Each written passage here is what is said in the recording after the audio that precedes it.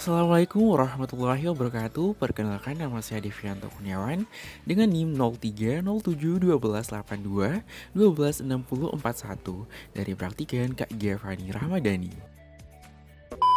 Baik, pada video kali ini saya akan membawakan materi mengenai vertebrata dengan 3 outline, yaitu pengertian vertebrata, kemudian karakteristik vertebrata, dan klasifikasi vertebrata. Pengertian vertebrata. Hewan vertebrata adalah hewan yang memiliki tulang belakang. Tulang belakang berasal dari perkembangan sumbu penyokong tubuh primer atau notokorda atau korda dorsalis.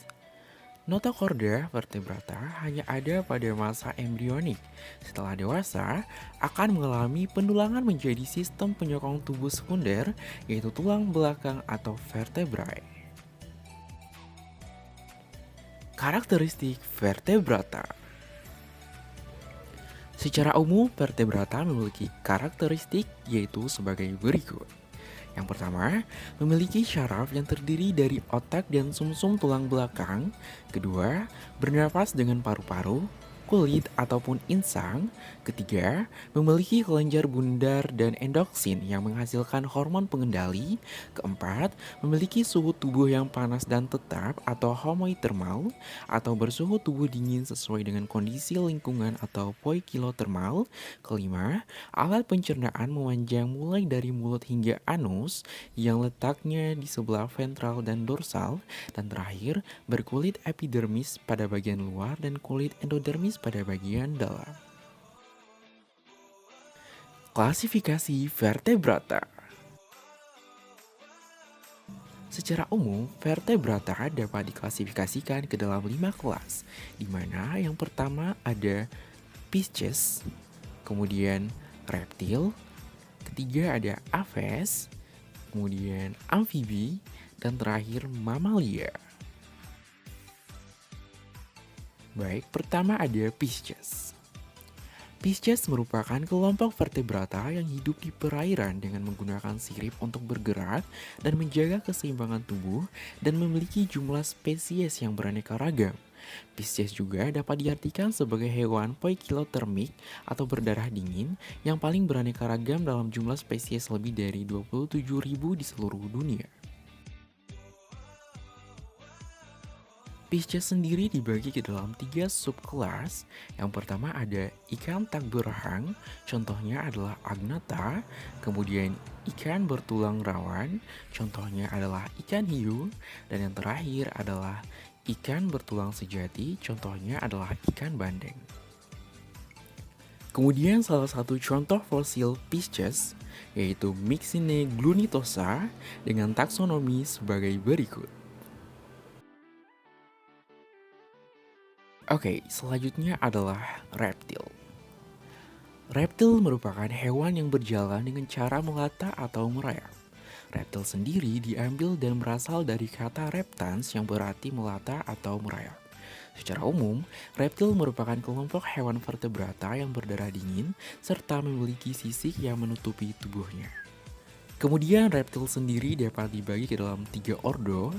Yang pertama ada Chelonia dari kelompok penyu, kemudian Squamata dari kelompok kadal, dan terakhir ada Crocodila dari kelompok buaya. Dan untuk salah satu contoh fosil dari reptil sendiri yaitu Varanus comodorensis dengan taksonomi sebagai berikut. Kelas yang ketiga adalah aves. Aves adalah hewan yang terspesialisasi untuk terbang jauh, dengan pengecualian pada beberapa jenis yang dikelompokkan dalam aves atau burung primitif. Tubuhnya ditutupi oleh bulu, kecuali pada beberapa bagian tubuh. Bulu-bulu tersebut tersusun sedemikian rupa sehingga mampu menelak air dan memelihara tubuh burung tetap hangat di tengah udara dingin.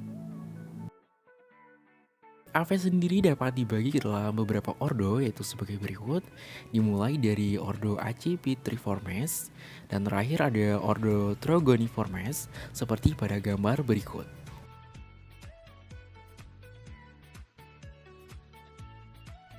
Oke, untuk salah satu contoh fosil aves, yaitu ada Lalawapis jaglia dengan urutan taksonomi yaitu sebagai berikut.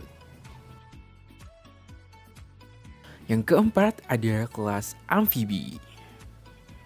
Amfibi merupakan hewan dengan kelembapan kulit yang tinggi, tidak tertutupi oleh rambut dan mampu hidup di air maupun di darat. Amfibia berasal dari bahasa Yunani, yaitu amfibi yang berarti dua dan bios yang berarti hidup. Karena itu, amfibi diartikan sebagai hewan yang mempunyai dua bentuk kehidupan, yaitu di darat dan di air.